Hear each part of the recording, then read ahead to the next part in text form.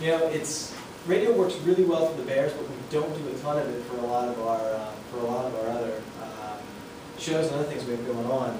And the reason for that is just people plugging in their iPods, people listening to satellite radio has really fragmented that radio market. It's a lot harder to reach that radio audience. I know I used to be a satellite radio guy, and I didn't end up renewing it, but it was a really tough transition to me to go back to commercial radio, essentially. Why radio we spend so much, though, is we've got huge advocates in the marketplace. You know, with the X105.7, everything that they're doing is huge for us. WTJ, we've just got DJs who are big fans of our team, so that helps us a ton. And then you're able to do a lot of promotional support with radio. Like I said, $143,000 only gets you so far.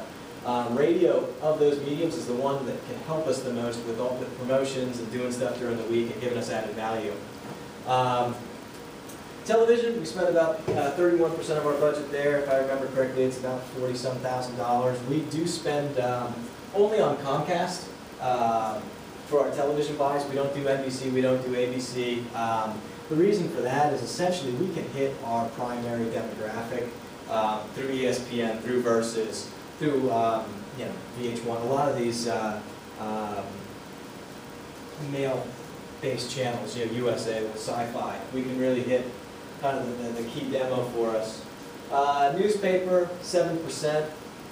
We're going to continue to see that go down. I mean, that used to be a lot higher, but you know, everyone I think is aware of the struggles that the newsprint industry is facing. Obviously, regionally, there's been some papers that have closed in the last year. I haven't heard of any recently, but you know, kind of quick poll: how many people here get their news from the newspaper? How many people are jumping online to get their news? So, for those who didn't raise their hands to either of those, where do you get your news? TV?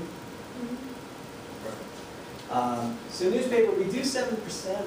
You know, part of that really is there's a couple of key writers in the area that do a great job for us. The Lebanon Daily News does a great job. The Harrisburg Patriot News, they do a great job covering the team. So it's almost part of that money we're almost spending because they help support us so much in their weekly writings. I mean, I know there's a sense of obligation at some point since we're big, since there's a big thing going on in the market, but they do cover us. But it's still good for us to spend some money with their paper. You'll notice if you go to the front page there, Harrisburg Patriot News. We only do one ad with them. What we do is at the beginning of the season we do a front page posted ad. Essentially, you know, is a little peel off the front page, fold it out, and it's got our season schedule. We felt that that was a lot more effective than doing, you know, your standard strip ad, you know, 4 or 5 times during the season. We thought, all right, people peel this off, they put it on their fridge, they do whatever they want with it, but hopefully they're peeling it off and keeping it so they have an understanding of when our games are coming up, and you know, they got the ticket number with them as well. Online, that's at about 7% now. We primarily use PennLive.com and Comcast.net. I would anticipate that would continue to go up over the next few years. Outdoor, we don't do a ton of outdoor. Our rates are so low because we're tied in with Hershey Entertainment Resorts. Basically, the company has bought a couple of digital billboards, which rotates various company messages on those. So we just kind of tie into that. The nice thing about the digital portion of it, as we'll jump into, is you can just change the message so quickly, whereas, you know, with the poster and the vinyl and all the, you know, the old school billboards, you were kind of stuck to whatever message you had. It was going to be there for a certain amount of time. Non-traditional is 8%. That was a little bit more of the fun marketing stuff. We were able to do Hershey Bears coasters this past year.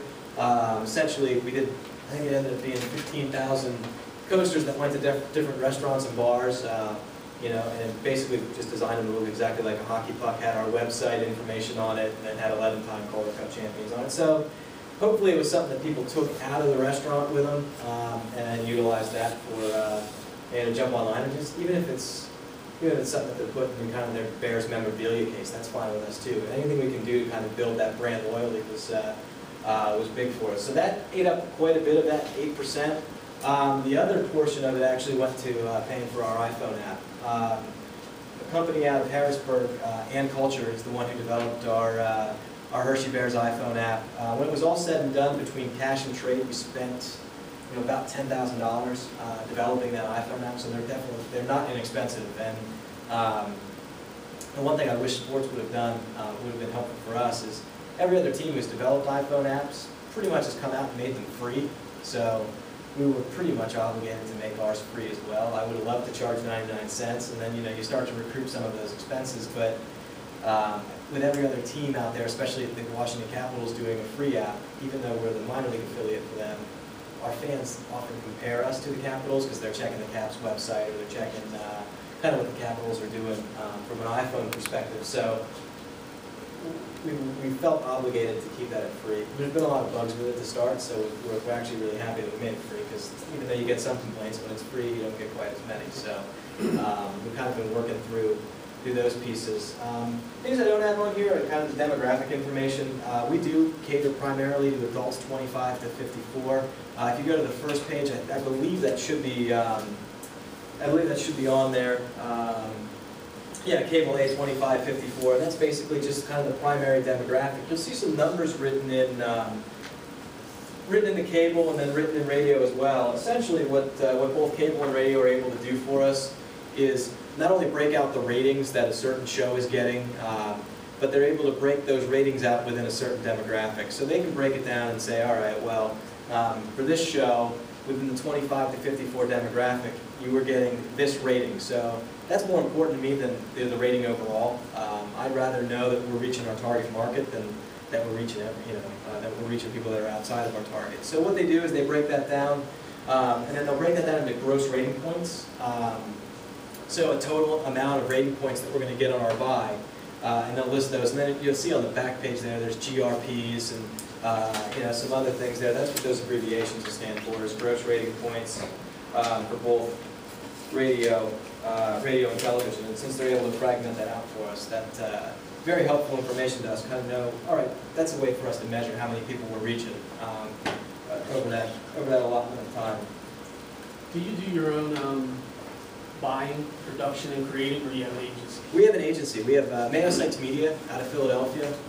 Does not only the buying for the Hershey Bears, but they do the buying for Hershey Park, the lodge, the hotel, the theater, Giant Center. So what we've been able to really do is, with all of those monies being pooled into one agency, we were able to get some great rates in the area.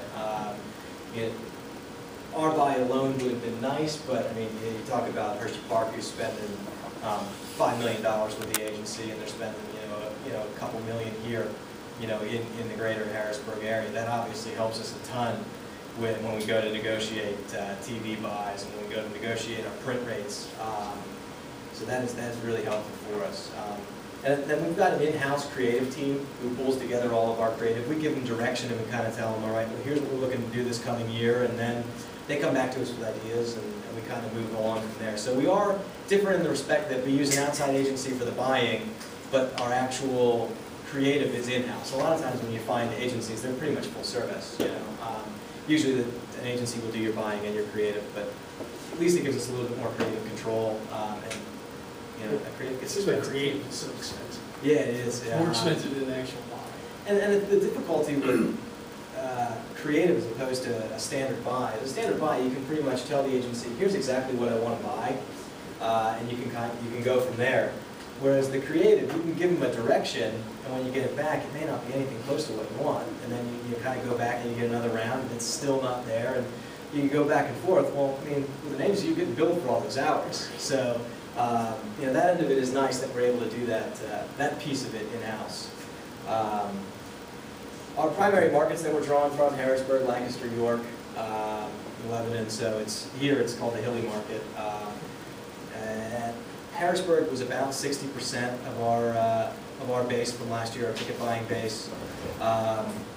Lancaster, York, and Lebanon, they'll all be about 20%. York fell a little bit, about 15%. A couple years ago, we had it back up to 17, so we're hoping to see that continue to grow. Not exactly sure, to be honest, why we had kind of that drop-off in York for that little bit of time, but we did, maybe just because the Caps were playing better and Ovechkin was down there, there was an opportunity to go down and see him. So, radio spot, we'll see if haven't been able to get this to work, but essentially, basically what we did is, with our radio, we'll write a 22-second spot, which is a canned spot. We talk about our back-to-back Calder Cup championships. The 8 seconds that's left over in our 30-second spots is we pre-write radio donuts. So essentially, the 22-second spot will have a space in the middle for weekly information, whether that's, hey, come out to see the Bears this week, it's PSECU knit cap night as the Bears face the Norfolk Admirals at 7 p.m. So the 22-second spot, again, is the same for the entire year. That 8-second quote-unquote radio donut is essentially weekly information and game-by-game information. And what that allows us to do as well is when you go and you look into our radio buy, if there's a week where Saturday is sold out, even though we can't manipulate the money on the buy from that week, we can go ahead and say, all right, well, stop playing the Saturday spot. We've sold out. I want you to play 100% just the Sunday spot. So that gives us some flexibility with the stations to be able to kind of be a little more fluid with our advertising plan. Again, we talked about this a little bit, but the other big thing for radio for us is what they're able to do promotionally.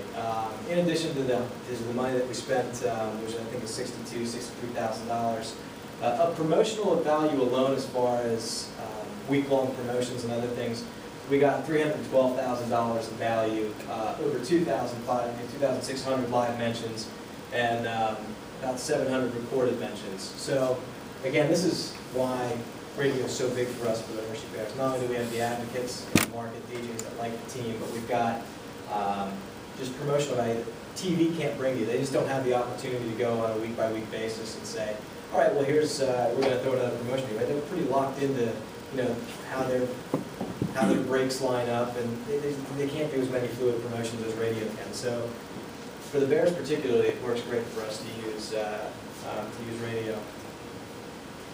Campaign, guys made it really easy on me last year. We didn't have to come up with any catchy slogan. It was back-to-back Calder Cup champions. It was the first time in 50 years or something like that we had won back-to-back Calder Cup champions. So we all kind of sat around and talked about, what kind of different slogans could we use, and we ended up saying, they haven't done this in 50 years. It's probably strong enough to carry itself. So, we obviously took images from the 2 back-to-back Calder Cup championship years. These were our print ads. Again, we talked a little bit, the posted ad that we did in the Patriot News was different than this, and that had the season schedule. These were a couple strip ads that we did in the Lebanon Daily News and then in the Lancaster newspapers as well. The difficulty was finding shots of players that were still on our team from 2 years ago that were kind of, their backs were facing us and doing all that. We went through thousands of photos to kind of try to find the right ones to fit in that area. Online advertising, again, you get that same theme, that back-to-back Calder Cup championships. This piece of it is one of the elements that I was talking to you about, where we can do a little bit more on certain weeks. These are pretty much our standard 300 by 250 ads. They click through, not too much crazy with them, but this is our sliding billboard. So on PennLive.com, on their homepage, there would be what is called a 90 by 30 pencil ad. When you drug over this whole element was revealed. You could see from the 21st to the 29th, I think we ran this like the 19th and 20th. We had so many games to sell, and then we had the All-Star game on the heels of that. So we really said, well, this is going to be the perfect time for us to kind of do one of our sliding billboards. We had 4 of those throughout the season, and we identified in PennLive.com before the season started, all right, here's the dates that we're going to want to run these. And they coincided with some games that we needed to promote. The other piece of it for us is typically our Saturday games, they're always at 7 o'clock. This ended up being a 2 o'clock game on a Saturday, so there was another message that we wanted to convey. And any way we could to our fans that this Saturday's game starts at 2 and not at 7 was important for us because it's just so traditional that they do start at 7 o'clock. So those were those pieces.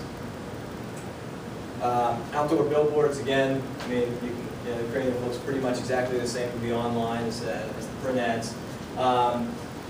This piece of it was new for us this year. Lamar offers us something called an iSpot billboard. Essentially, this information here, this all remains the same. This piece is dynamic in that I have access at my computer, home computer, wherever it is, to change that information. So If the Saturday game becomes sold out, we can change at 7 p.m.